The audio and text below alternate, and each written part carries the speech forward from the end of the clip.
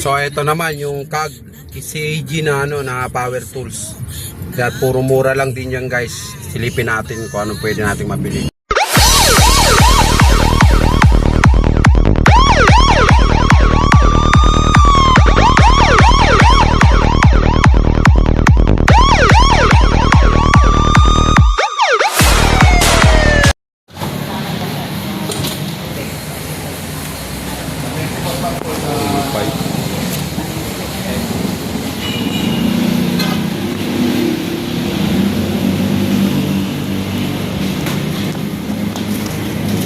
Tingin tayo dito ng welding machine.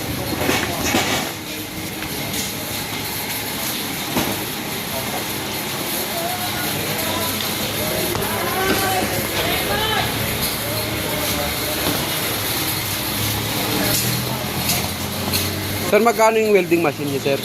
2.5. 3,000. Isang piraso? Opo. Ayan yung buy one take one. 2.5.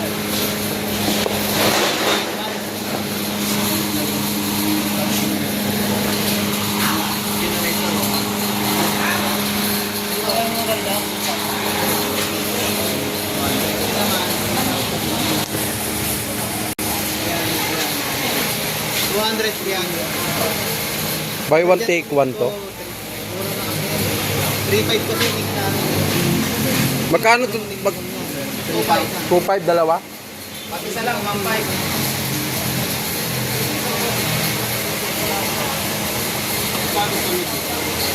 $3,000 lang. So wala, lumabas tayong luhaan guys. Kasi ganun din eh. Pag sa Facebook natin pinanood,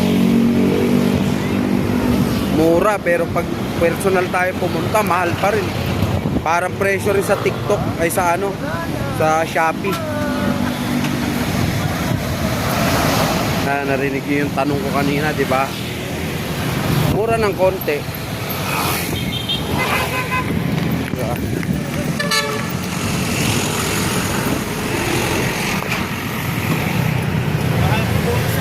Mura sa vlog eh, pero pagdating sa loob, mahal eh.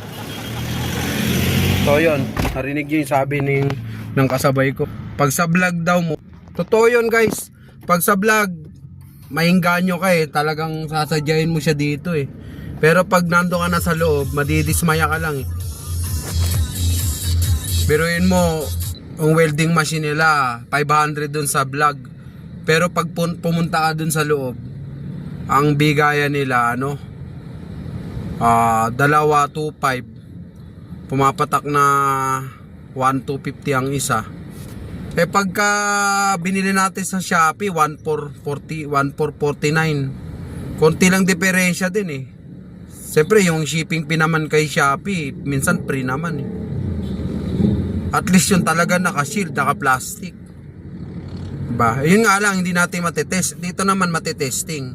Ilan din kaibahan. Pero kung sasadyain mo, kagaya natin, naka 4 wheels pa tayo, pumunta tayo dito, eh wala, negative. May inganyo ka pa naman. Kaya guys, yung mga pinupost sa Facebook na mga bagsak presyo, huwag kayo basta maniniwala. Strategy lang din, marketing strategy lang din nila. Walang pagkakaiba kay ano, kay yung burautan dito sa may kawayan. Halos ganun din guys, ganun din yung style. Pag pumunta ka, mahal.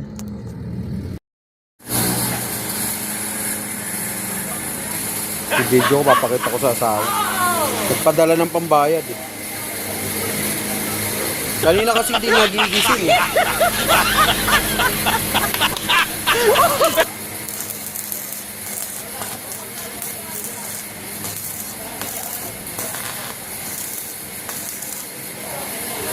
Very good na.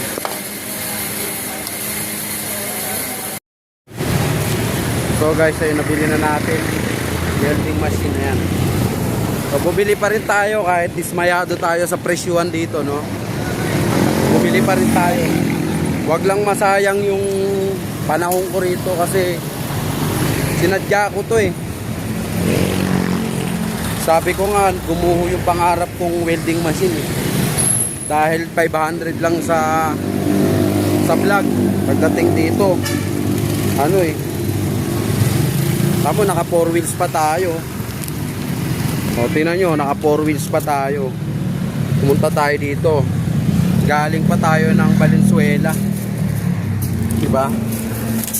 Tapos hindi natin mabibili yung gusto natin kasi nakakadismaya, no? Pero anyway, ayan o, para maniwala kayo, ang nakalagay sa YouTube, sa Facebook, sa vlog, 500 ang isa. Pinagsigawan pa dun. Tapos ang ending 1.5. Okay lang. Nasayang yung ano natin dito eh, oras eh. Tapos may lumalapit pang itong mga parking ano dito, wala namang bayad parking dito, naniningil pa itong mga to. So yun guys, ito aral na sa atin, no. Huwag tayong masyadong nagpapaniwala sa mga post sa Facebook na kesyo 500 lang. Paiinganyo tayo, sasadyain natin papumunta rito layo-layo, Bukawi, Bulacan. So yun guys, hanggang dito na lang yung vlog ko kasi akit tayo, magbablog tayo ngayon, akit tayong Baguio. So yun guys, ganda yung pagkaka-welding. So hanggang dito na lang guys.